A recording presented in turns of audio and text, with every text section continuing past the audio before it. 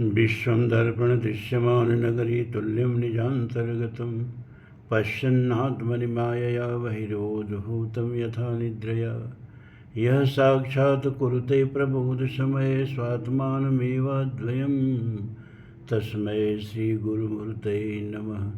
इदं श्रीदक्षिणामूर्तये।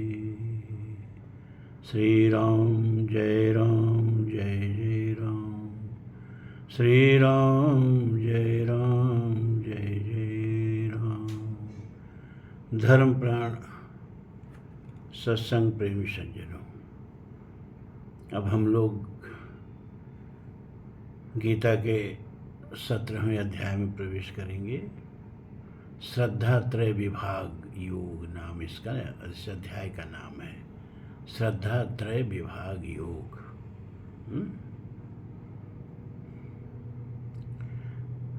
आपने देखा कि 16वें अध्याय के अंत में अर्जुन पूछता है भगवान से, यह शास्त्र विधि मुत्सृज्य वर्तते काम कारत। भगवान कह रहे हैं कि यह शास्त्र विधि मुत्सृज्य वर्तते काम कारत, न स सिद्धिम अवापनोति न सुखम न पराम गतिम।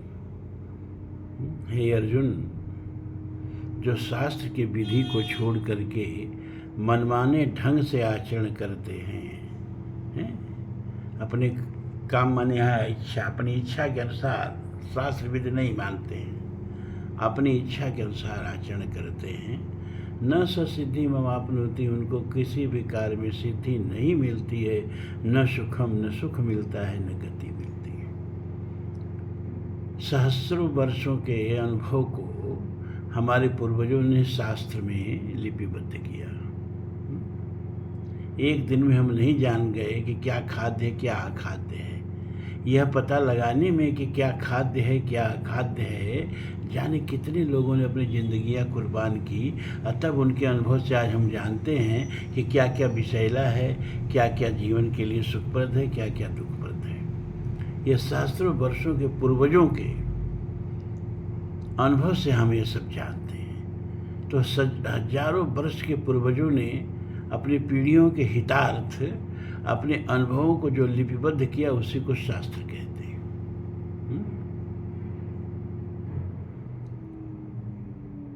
अब देखिए, एक जहर होता है पोटेशियम साइनाइड है। इसका केमिस्ट्री जो लोग पढ़े होंगे वो जानते होंगे। इसका सूत्र होगा KCN। के कहते हैं सूत्र है के किसका? पोटास का। और CN सूत्र है साइनाइड का।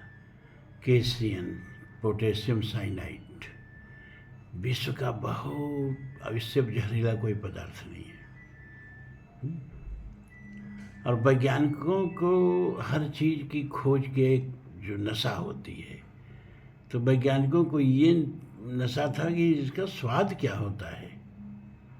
तो एक वैज्ञानिक दंपत्ति ने इसके स्वाद को पता लगाने के लिए कृत संकल्प किया। तो सबसे पहले जो वैज्ञानिक दंपत्ति का पति था, वैज्ञानिक, वो हाथ में कलम और डायरी खोल के हाथ में कलम लेके सुई की नोक के बराबर अपने जिह्वा पर पोटेशियम साइनाइड रखा और यश लिख के मर गया। इतने ही भर उसको फुर्सत मिली। इतना जहरीला होता है। सुई की नोक बराबर जीभ पर रखा और केवल यश लिख पाया, मर गया। कलम लेके डायरी पर एकदम बैठा था कि केवल यश लिखा, मर गया। अब यश माने सावर भी होता है, यश माने स्वीट भी होता है। यानी स्वीट माने मीठा भी होता है, सावर माने खट्टा भी होता है। अब बेचारे का प्राण भी चला गया और उसका असलियत स्वाद पता नहीं चला, स्वीट ही कि सावर है। तो फिर उसकी पत्नी ने यश के आगे कलम की नोक रख के जिह्वा पर सुई के नोक के बराबर पोटेशियम साइनाइड रखी और ओ लिख के मर गई। तो इस वैज्ञानिक होते हैं, प्राण दे करके भी सत्य का पता लगाते हैं। अब उसने लिख दिया कि सावर माने खट्टा, पोटेशियम। अब आप उसकी बात मानेंगे कि पोटेशियम साइनाइड चख के मानेंगे? तो शास्त्र में सहस्त्रों वर्षों के अनुभव को अपने जीवन का बलिदान कर कर के क्या खाद्य है, क्या अखाद्य है, क्या करणीय है, क्या अकरणीय हैं, वो सब अपनी पीढ़ियों के हितार्थ हमारे पूर्वजों ने लिखा। इसको कहते हैं शास्त्र। तो हजारों वर्ष के अनुभवों को नकार करके जो मनमाना आचरण करेंगे वो क्या सिद्धि प्राप्त करेंगे, वो क्या सुख प्राप्त करेंगे, वो सद्गति भी नहीं प्राप्त करेंगे। इसीलिए भगवान कह रहे हैं कि शास्त्र विदमुत्सृज्य वर्तते काम कार्त न स सिद्धिमवाप्नोति न सुखम न पराम गति। जो शास्त्र के विध को उत्सृज्य माने छोड़ करके मनमाना आचरण करते हैं उनको न जीवन में शुद्धि मिलती है, न सुख मिलता है, न परम गति मिलती है। इसलिए हे अर्जुन, तस्मात् मन इसलिए शास्त्र प्रमाणम ते कार्याकार्यो व्यवस्थितो ज्ञात्वा शास्त्र विधानुक्तम कर्म कर्तुम अर्हसि।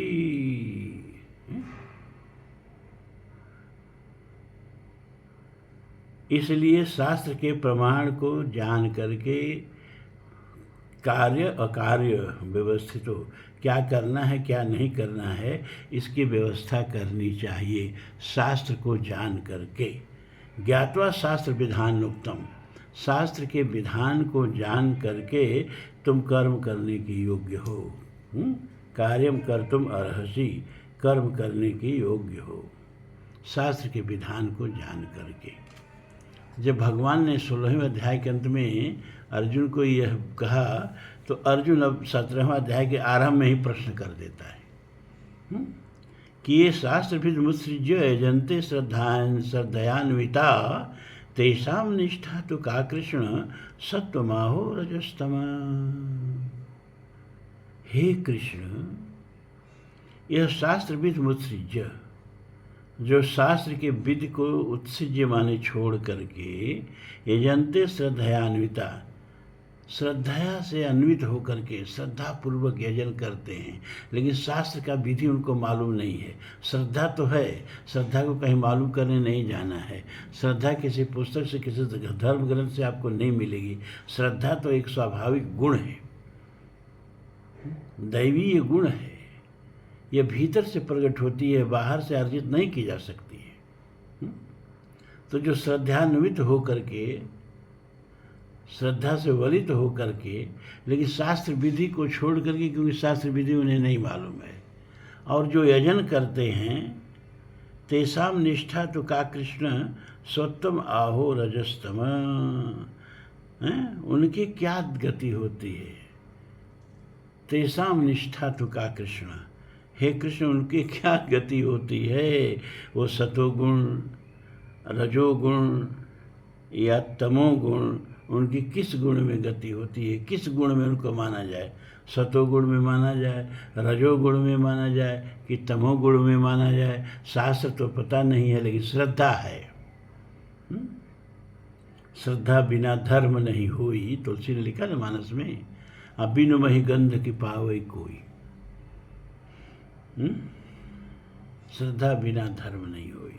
और मानस के आरंभ में ही तुलसी ने लिख दिया कि भवानी शंकरो वंदे श्रद्धा विश्वास रूपिणौ याभ्याम बिना न पश्यन्ति सिद्धा स्वांतस्थमीश्वरम। मैं भवानी और शंकर की वंदना श्रद्धा और विश्वास के रूप में करता हूँ। भवानी श्रद्धा है और शिव विश्वास है, क्योंकि श्रद्धा और विश्वास के बिना या भवानी और शिव की कृपा के बिना अपने अंतः में स्थित ईश्वर का भी व्यक्ति बोध नहीं कर पाता है, दर्शन नहीं कर पाता है। तो श्रद्धा ही पार्वती है और विश्वास ही शिव हैं, और जिसके अंदर श्रद्धा और विश्वास नहीं है उसको कोई गति नहीं मिल सकती है। कौनो सिद्ध की बिन विश्वासा, तुलसी ने लिख दिया मानस में कि बिना विश्वास के कोई सिद्धि नहीं मिलने वाली। तो अर्जुन ने यह प्रश्न डाक दिया 17वें अध्याय के आरंभ में। तो भगवान कहते हैं त्रिविधा भवति श्रद्धा देहीनां सा स्वभावजा सात्वकी राजसी चैव तामसी चेति ताम शृणु। त्रिविधा भवति श्रद्धा, 3 प्रकार की श्रद्धा होती है। देही नाम, शरीरधारियों में, सा स्वभावजा, स्वाभाविक स्वभाव से उत्पन्न। ये श्रद्धा किसी संगत से भी उत्पन्न नहीं होने वाली है। हाँ, श्रद्धा होगी तो संगत उपलब्ध हो जाएगा, सत्संगत उपलब्ध हो जाएगा। लेकिन सत्संगत है उपलब्ध हो, लेकिन भीतर श्रद्धा नहीं है तो कोई फायदा नहीं। जो करे कष्ट आओ पुनि कोई, आरती नींद जुड़ाई होई, जड़ता जाड़ विषम उर लागा, गय उन्मज्जन पाव अभागा। तो कर न जाय सर मज्जन पाना, फिर यावहि समीत अभिमाना। तो अगर हृदय में श्रद्धा नहीं है तो सत्संग के टाट पर बैठ करके भी इस ब्रह्मरस में अवगाहन नहीं कर पाएंगे। तो त्रिविधा भवति श्रद्धा, देही नाम सा स्वभावजा। वह श्रद्धा देही नाम माने मन। अब पशुओं में क्या श्रद्धा उत्पन्न होगी? यहाँ देही नाम का मतलब कि मनुष्यों से है, मानव जाति से है। मानव जाति में 3 प्रकार की श्रद्धा स्वभाव से उत्पन्न होती है। जिसका जैसा स्वभाव होगा उसकी वैसी श्रद्धा होगी। सात्विकी, राजसी च इव तामसी च इति ताम शृणु। स्वभाव से श्रद्धा उत्पन्न होती है। सात्विकी, राजसी और तामसी, जिसका जैसा स्वभाव होता है। अगर सात्विकी स्वभाव है, सात्विक गुण का स्वभाव है तो सात्विकी श्रद्धा उत्पन्न होगी, और रजोगुणी स्वभाव है तो राजसी श्रद्धा उत्पन्न होगी, और तमोगुणी स्वभाव है तामसी श्रद्धा उत्पन्न होगी। अरे जो भूत प्रेत पूजते हैं, मजार वजार पर भी जाते हैं, हिंदुओं का क्या है, सबसे डरपोक कौन। एगो ढूहा देख लेंगे रास्ते में तो झुक के सलाम प्रणाम करेंगे। अरे कहीं कोई जिन न हो, कहीं कोई दरगाह न हो, कहीं कोई कब्र न हो। अरे धरती पर ऐसी कोई जगह है जहाँ कब्र न हो? धरती पर ऐसी कोई जगह है जहाँ चिता न जली हो? धरती पर ऐसी कोई जगह है जहाँ श्मशान न हो? या धरती पर ऐसी कोई जगह है जहाँ सो के नदी की धारा कभी न बही हो?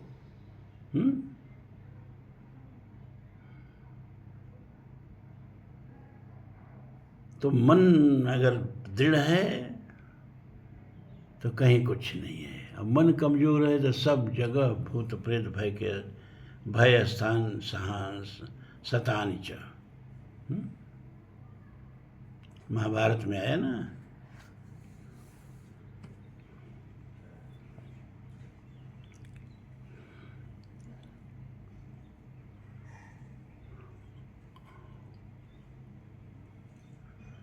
अब देखो श्रद्धा क्या है, तो भगवान बताते हैं कि सत्वानुरूपा सर्वस्य श्रद्धा भवति भारत। श्रद्धा मयो अयम पुरुषो यो यश्रद्धा स एव स। सत्वानुरूपा सर्वस्य श्रद्धा भवति भारत। हे भारत माने भरतवंशी अर्जुन, सत्वानुरूपा, सत्व कहते हैं अंतःकरण को, अंतःकरण के अनुरूप ही सर्वस्व माने सबकी श्रद्धा होती है। जैसा अंतःकरण होगा आपकी श्रद्धा वैसे ही होगी। अगर सतोगुणी अंतःकरण होगा तो सतोगुणी श्रद्धा होगी, रजोगुणी अंतःकरण होगा तो रजोगुणी श्रद्धा होगी, और तमोगुणी अंतःकरण होगा तो तमोगुणी श्रद्धा होगी। और अंतःकरण कैसे बनता है? अंतःकरण किसी एक जन्म का परिणाम नहीं है। जन्म जन्मांतरों के संचित संस्कारों से अंतःकरण बनता है। हम इस समय जो भी हैं वह केवल इस जन्म का परिणाम नहीं है। आप जो इस समय जो भी हैं, केवल आपके इस जन्म का परिणाम नहीं है, जन्म जन्मांतरों के स्वभाव, जन्म जन्मांतरों के आचार व्यवहार आपके व्यक्तित्व में से झांक रहे हैं। आपको देख करके, आपके आचरण को देख करके, आपके बात व्यवहार को देख करके, उठने बैठने खाने भोजन को देख करके, बातचीत को देख करके ये बताया जा सकता है कि पिछले जन्म में आप क्या थे। यह जन्म पिछले जन्म का परिणाम है। प्रारब्ध पहले हुआ पीछे हुआ शरीर। तुलसी ने कहा कि शरीर तो बाद में पैदा होता है, शरीर का प्रारब्ध पहले पैदा हो जाता है। और प्रारब्ध कहाँ से आता है? पूर्व जन्म के कर्मों से। जाने कितने जन्मों के हमारे चरित्र जो हैं हमारे इस जन्म में से झांक रहे हैं, हमारे इस जन्म को प्रभावित कर रहे हैं, क्योंकि उन्हीं से हमारा अंतःकरण बना है। तो सत्वान रूपा सर्वस्व श्रद्धा भवति भारत। हे अर्जुन, सबकी श्रद्धा सबके अंतःकरण के अनुरूप होती है। श्रद्धामयो अयम पुरुषो, यह पुरुष जो है श्रद्धामय है। शरीर जैसा है वो वैसा नहीं है, उसकी श्रद्धा जैसी है वैसा है। यो यत श्रद्धा, जो जैसी श्रद्धा करता है वह वही हो जाता है, चाहे वह वही है। किसी की श्रद्धा देख करके आप जान जाएंगे कि इसका अंतःकरण कैसा है।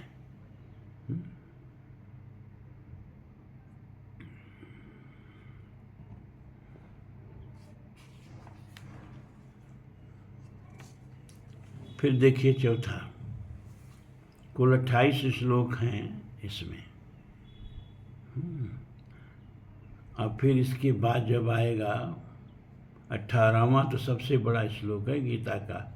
करीब करीब इसमें हमको लगता है कि 78 होने चाहिए, हैं 78 श्लोक होने चाहिए। हाँ, 78 श्लोक हैं, इसमें 28 श्लोक हैं। तो ये तो 4-5 दिन में अध्याय खत्म हो जाएगा। फिर 18वां अध्याय में 78 श्लोक हैं। अगर एक दिन में 4-5 भी रख लें तो 19 चौक 6, 18 5 17 5 85, 16 5 80, 5 श्लोक भी खत्म हो तो 16 दिन तो लग जाएगा उसमें। यानी कुल मिला के 24-25 दिन में प्रभु करेंगे तो गीता की पूर्णाहुति हो जाएगी। और आज ये 279वां 279वां श्लोक है गीता पर।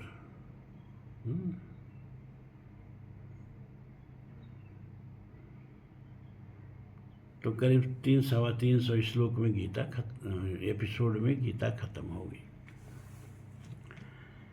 यजन्ते सात्विका देवान अक्षर क्षांसी राजसा।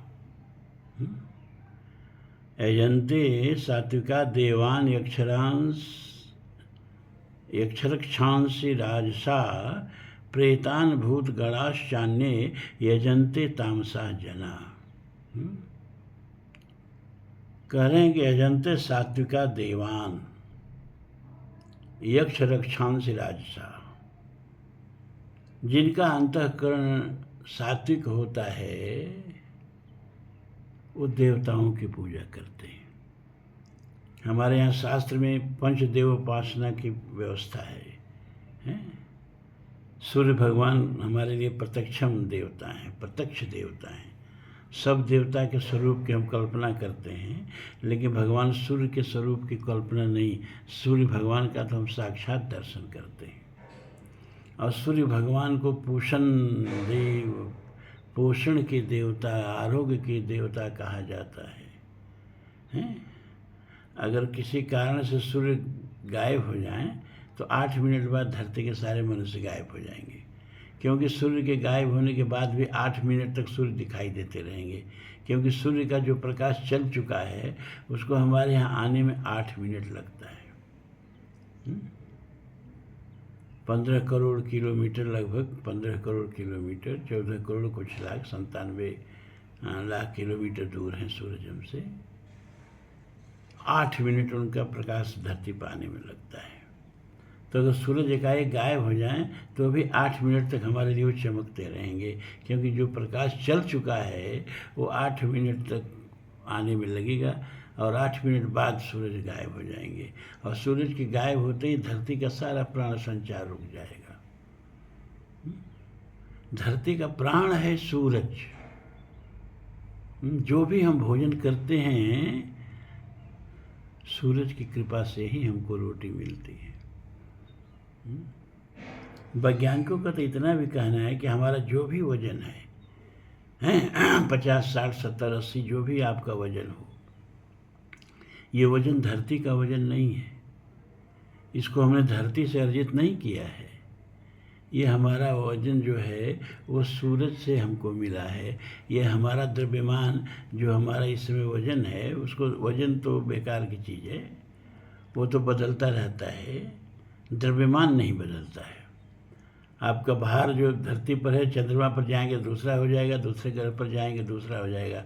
भार तो गुरुत्वाकर्षण के सापेक्ष है, उसकी कोई कीमत नहीं है, द्रव्यमान की कीमत है। तो हमारा जो भी द्रव्यमान है वो पहले सूरज में था। सूरज से हमको मिला है, धरती से हमको नहीं मिला है। ये बात आप जान लीजिए। इसीलिए हमारे शुक्ल यजुर्वेद का अंतिमवा मंत्र जो है वो ऋषि हमारे कहते हैं, यो वसो आदित्य पुरुष सोषावहम। ये जो सूरज भगवान हैं वही तो हम हैं। कभी हम उन्हीं में तो थे, उन्हीं का तेज तो हमारे भीतर है, उन्हीं के द्वारा दिया गया प्राण तो हमारे भीतर है। ये भोजन कैसे बनता है आप लोग जानते हैं, दोहराने की जरूरत नहीं है। ये जितनी भी वनस्पतियां हैं उन वनस्पतियों के पत्तियों में क्लोरोफिल पाया जाता है। उसको हिंदी में पर्णहरित कहते हैं। और ये क्लोरोफिल जो है सूरज के प्रकाश में पानी और कार्बन डाइऑक्साइड की सहायता से कार्बोहाइड्रेट बनाता है, C6H12O6।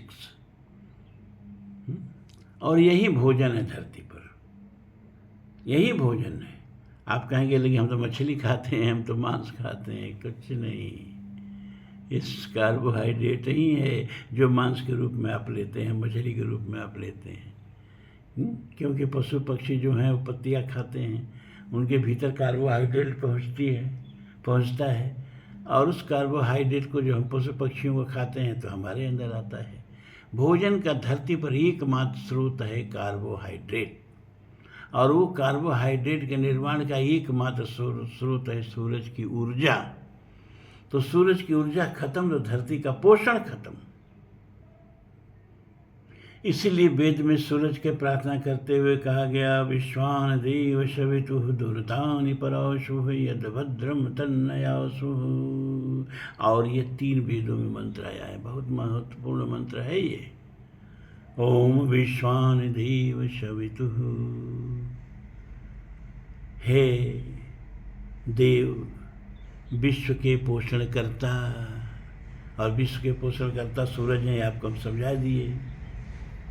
दुर्तानि पराशुः, जैसे आप अंधकार दूर करते हैं वैसे ही हमारे जीवन के जो कलमश हैं, हमारे जीवन में जो दुर्गुण हैं, हमारे जीवन में जो जन्म जन्मांतर के संचित अभिशाप हैं, उनको जैसे आप अंधकार दूर करते हैं वैसे ही दूर कर दीजिए।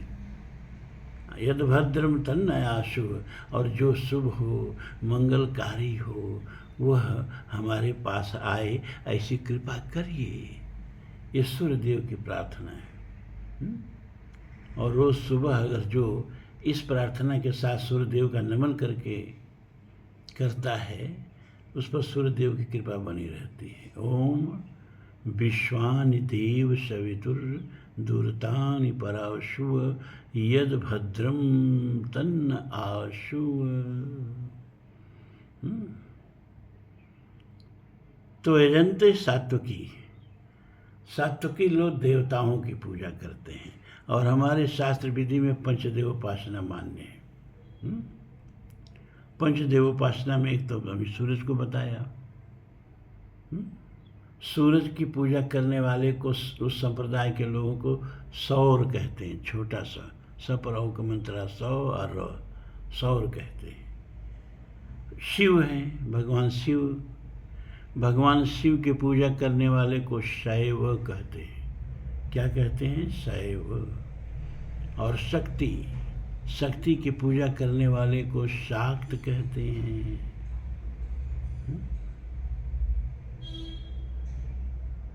और अब आ गए भगवान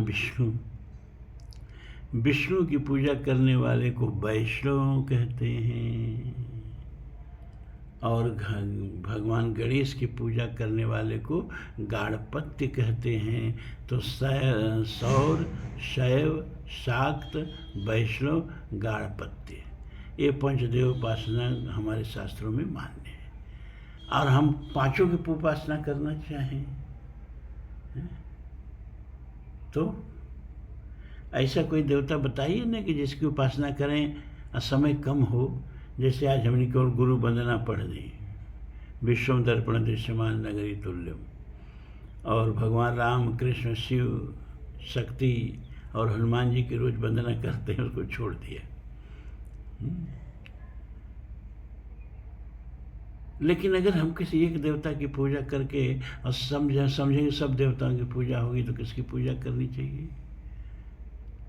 हनुमान जी की पूजा करनी चाहिए, क्योंकि हनुमान जी की पूजा में ये पंचदेव उपासना सम्मिलित है। पंचदेव उपासनाओं का समवेत रूप है हनुमान जी। निराला जी ने क्या कहा राम की शक्ति पूजा में? अर्चना राम की मूर्तमान अक्षय शरीर, लीला सहचर दिव्य भावधर। अर्चना राम की मूर्तमान अक्षय शरीर, जो नहीं हुआ श्रृंगार युगत महावीर।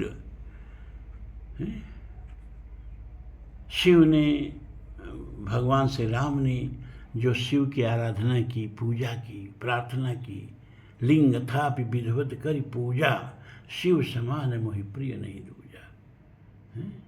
भगवान शिव की समुद्र के पर पुल बांधने से पहले जो भगवान प्रार्थना करते हैं शिव की, और शिव जी ने जो अपने आशीर्वाद की वर्षा की, तो शिव का प्रसाद और भगवान राम की प्रार्थना, अर्चना, ये दोनों जब मिले तो एक तीसरी शक्ति पैदा हो गई, जिसमें शिव का प्रसाद भी है, शिव का आशीर्वाद भी है और राम की प्रार्थना भी है। इन दोनों के मिलने के संगम से जो एक तीसरी शक्ति पैदा हुई, उस शक्ति का नाम है हनुमान। उस शक्ति का नाम है हनुमान। तो उसमें शिव, शंकर सुमन, केसरी नंदन, तेज प्रताप महाजगवंदन।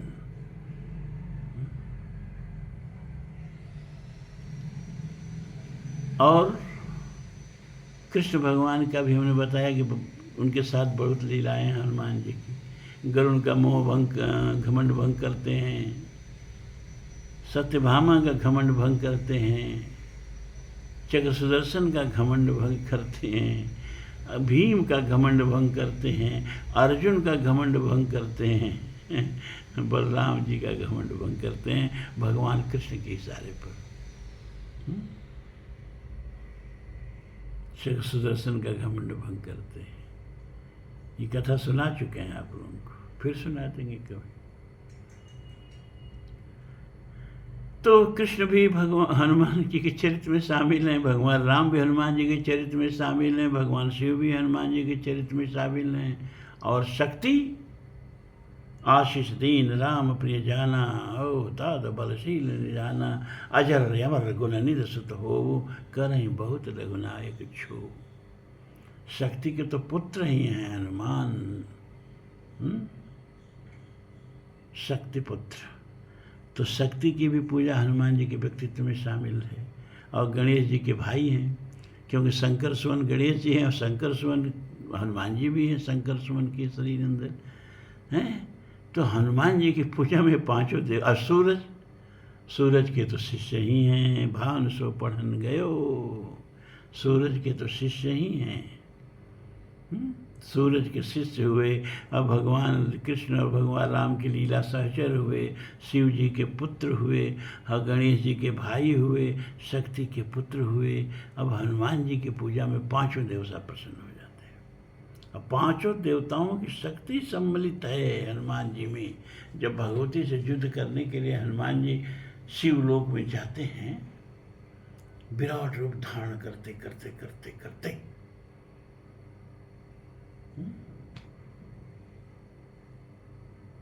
तो भगवती त्रिशूल उठाती हैं। तो शंकर जी क्या कहते हैं, संबरो देवी। अरे भट्टाचार्य क्या क्या क्या क्या करने जा रही हो, संबरो देव निज तेज नहीं बानर, यह निज तेज। अरे मेरा पुत्र है भैया, मेरा तेज है ये 11वां रुद्र है, ये निज तेज नहीं बानर, यह जो नहीं हुआ श्रृंगार युग्मंत महावीर, अर्चना राम की मूर्तमान अक्षय शरीर, लीला सहचर दिव्य भावधर, इन पर प्रहार करने पर होगी देवी तुम्हारी विषम हार। क्यों देवी के हार का क्या प्रश्न उठता है, या देवी शक्ति रूपेण, जो सारी विश्व की शक्ति, जिसमें शक्ति का रूप ही जो पूरे विश्व की शक्ति है, या देवी सर्वभूतेषु शक्ति रूपेण संस्थिता है। सारे विश्व की विद्या, या देवी सर्वभूतेषु विद्या रूपेण संस्थिता, सब कुछ वही है। लेकिन शिव जी ने कहा हो तो है, लेकिन तुमने किसको वरदान क्या दिया है, हो तात बलशील निधाना। अरे कुछ हिसाब से देना चाहिए, सर्वस्व नहीं लुटा देना चाहिए। निधान माने होता है संपूर्ण, तो संपूर्ण बल दे दिया तुम इसको, तो अपना सब बल तो इसको दे दिया, क्या लड़ोगे इससे। तो हनुमान जी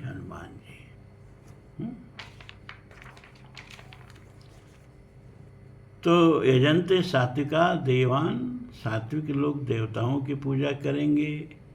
यक्ष रक्षांश राजसा, और रजोगुण वाले, जिनका अंतःकरण रजोगुणी है, जिनका स्वभाव रजोगुणी है, वो यक्ष और राक्षस की पूजा करते हैं।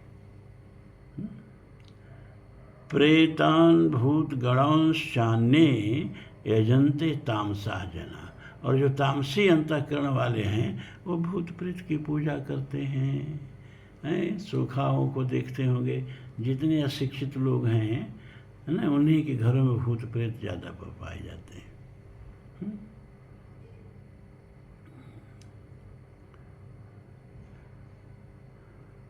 अब देखिए, दो तो बहुत महत्वपूर्ण समय है, नहीं है रे राम राम। ओहो।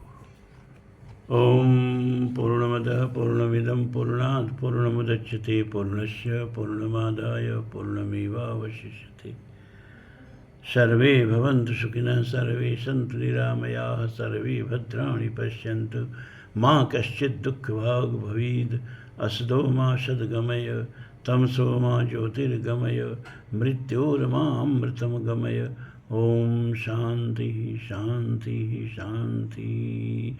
धर्म की जय हो, अधर्म का नाश हो, प्राणियों में सद्भावना हो, विश्व का कल्याण हो।